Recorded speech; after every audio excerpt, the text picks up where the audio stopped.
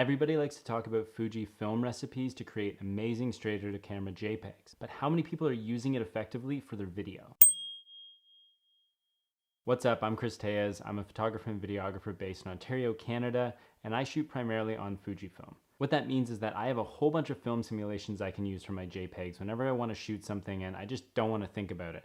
I want to create a cool recipe that can give me a certain vibe or feel, and I want to get great results. But it also means that I can use a lot of these same things for video. This is something I don't see nearly enough talked about on YouTube because I think it can create some really cool results with so little work behind it. And you can make amazing content for your reels, for TikTok, whatever you want to use it for. You can create just awesome looking footage without having to do much in post to the color. Now, I love color grading. I think it's such a fun thing to do and I love getting better at it, but there are times when I just don't have the time or the budget to be able to do so. If I have a client who really wants a certain look or feel to a video and they only have a budget that allows me to basically go in, film, cut, and deliver, I don't want to have to spend 6 hours color grading just to make it look perfect. I want to get as close as I can using the tools that I have at my disposal, and one of those is film simulations. I'm going to take you through a few of my favorite film simulations and how I change them or augment them in order to create the kind of looks I'm going for and to get a vibey, fun look for certain things or to get a more considered and cinematic look for other things. Everything you're going to see in this video today is completely untouched in terms of color grading. All I've done is taken the clips, cut them together, throw in some transitions, and here we go. Okay, so my go-to film recipe for myself when I'm just doing daily stuff and I don't want to color grade is using the Eterna profile. I used this a ton when I first started and I love the way it looks. What I used to do is basically bring everything down as much as I could so I could color grade it, but I might as well have been using log footage because I was doing just as much work as I would have, but with less flexibility. What I like to do now with Eterna is I take the color and I bump it up to +4, I bring the highlight down to 0.5, and then I increase the shadows to +1. So that effectively is creating like a subtle S curve. And from there, I can adjust the white balance as needed. For this shot and for a lot of shots, I end up going into daylight or to around 5500 Kelvin or just below. So this is at 5300 Kelvin, and I've pushed the red to +3 and the blue to -3. That's just helping to warm things up a little bit and to add a little bit of sort of dimension to things and to give it a point of view. So let's see what Nanoland has to say. Pretty true color representations, I would say. Maybe the color itself is not quite as vibrant as it looks like when I look down at it, but hey, it's pretty close and I think it looks pretty filmic. I think what's so great about this is that it creates like a true representation of what we're seeing, but it just kind of softens the edges on everything, on the color and the contrast, the highlights, shadows, all of it. And that's what makes it feel more like cinematic or filmic to me.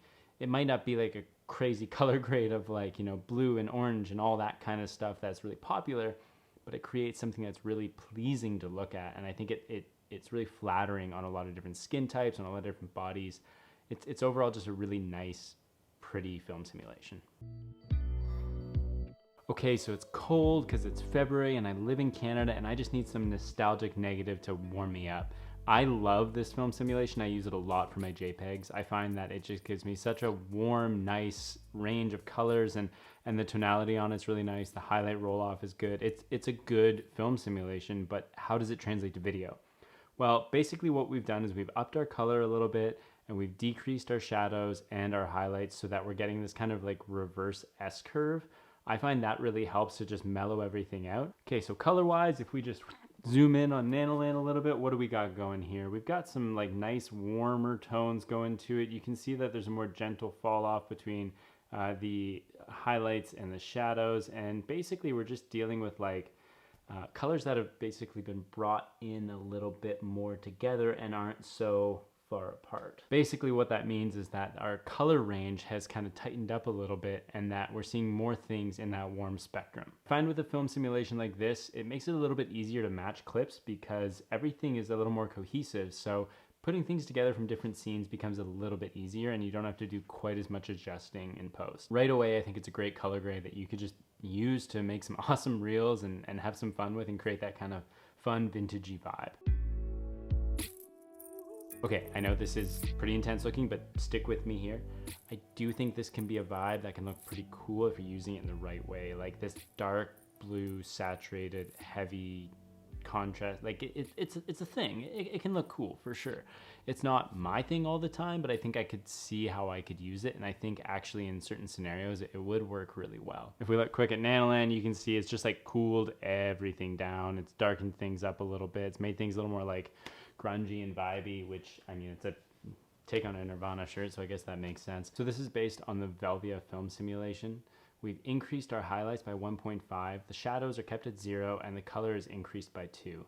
The big thing that we're seeing here, and this is what I was talking about earlier, is that the white balance is playing the hugest role here. So what we've done is we've taken the white balance and dropped it down to make it quite cool. We're at 4400 Kelvin, we're at a +2 on the blue and a -2 on the red.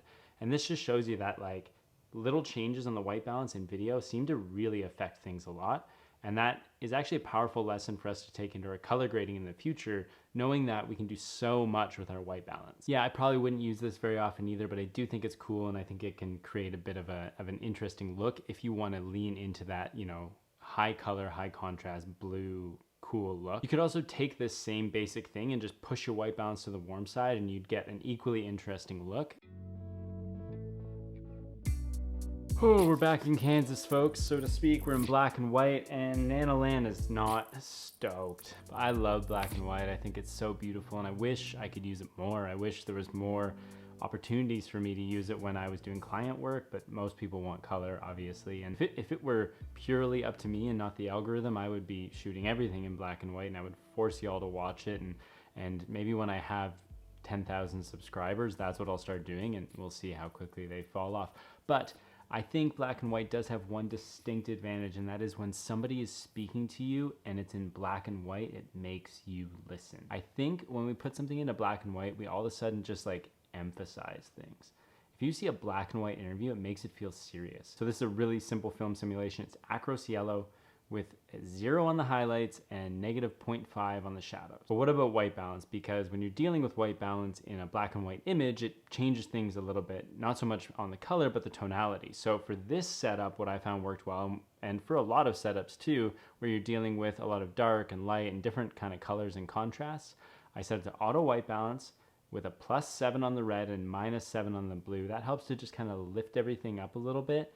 And it's really easy. It's a super simple and effective film simulation that I think you could use for a lot of stuff, especially if you want to create something really classy, or you want to do like an interview style where you're doing something that's more meaningful. There's so many applications for it, and if we as a society can get back into loving black and white, I will be very, very happy. If you're creating anything for online consumption, whether it's Reels or TikToks or anything like that, and you just want something that you can use to create a vibe, turn it around quick and get it out into the world, I think these are really good options. So let me know what you like to do. Do you like to use the Fujifilm recipes? Are you always shooting log? Are you doing a mix of both? You know, for me, for a long time, it was just like Eterna or classic chrome, and everything else I thought was just too much of a style or a look. But I'm starting to warm up to those as I'm creating more, and I'm just realizing it's really fun to have different looks and feels that you can achieve in camera so quickly and easily. Thank you so much for watching. Appreciate you. Go out and create something. Let me see it. I'd love to check it out. And tell some friends to subscribe. Or don't do that. No one's going to do it. That's insane. Just subscribe yourself and hit the notify button and all that stuff that helps small creators like me grow. That would be really great. Okay, peace.